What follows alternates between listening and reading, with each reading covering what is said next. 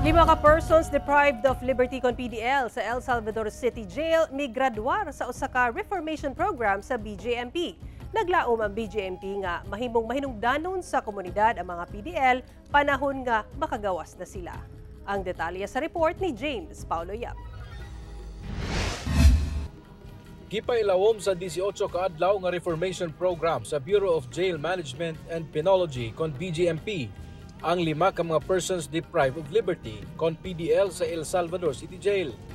Sila ang mga PDL nga nakapaubos sa plea bargaining agreement ug nakatakda na nga mugawas sa prisuhan. Ang katatagan, kalusugan at damayan sa komunidad o kikidiki.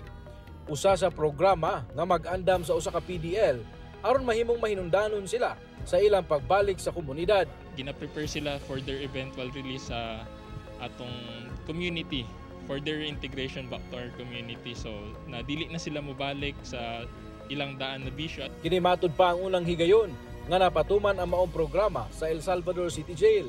Busa malaumon sila nga maghatod kini og positibo nga epektos sa mga persons deprived of liberty, lakip na sa ilang mga pamilya. Gina-promote sab karon sa maong pasilidad ang klase-klaseng livelihood activity sulod sa maong prisuhan. Sama na lang niining TESDA assisted garden sa mga PDL na adunay tanom nga talong, kangkong, pechay ug sili. Ang kita sa maong garden bahinon sa matag PDL aron mamahimong isuporta sa ilang pamilya sa gawas. Ang 6 modules is ang family modules, which is participated by their families.